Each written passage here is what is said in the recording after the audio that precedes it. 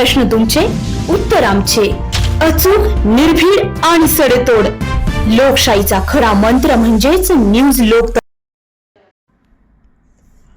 त्र्यंबकेश्वर मंदिर परिसरात एका भाविकाला सुरक्षा रक्षकांकडून मारहाण झाल्याची माहिती चुकीची व दिशाभूल करणारी असल्याचे देवस्थान ट्रस्टकडून स्पष्ट करण्यात आले आहे.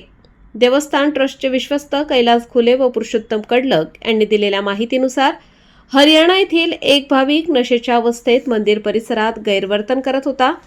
संबंधित व्यक्तीने सुरक्षा रक्षकांशी धक्काबुक्की केली तसेच इतर भाविकांनाही त्रास दिला.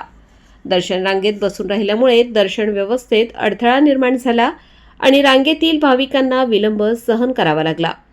या पार्श्वभूमीवर मंदिर प्रशासनाने परिस्थिती नियंत्रणात आणण्यासाठी आवश्यक ती कारवाई केली.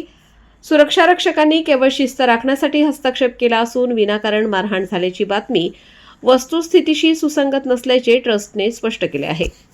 देवस्थान प्रशासनाने भाविकांना अफवांवर विश्वास न ठेवता अधिकृत माहितीलाच प्राधान्य देण्याचे आवाहन केले आहे. मंदिर परिसरातील शिस्त, सुरक्षितता आणि सुरळीत दर्शन व्यवस्था राखणे ही प्रशासनाची प्राथमिक जबाबदारी असल्याचेही यावेळी नमूद करण्यात आले. मंदिर प्रशासनाने जरी सारवासारव करून भाविकाला मारहाण झाली नसल्याचे म्हटले असले तरी प्रत्यक्षात भाविकाला मारहाण झाल्याचे व्हिडिओच्या माध्यमातून स्पष्ट होतंय. न्यूज लोकतंत्र 18 साठी अमिता गावंडे, नाशिक.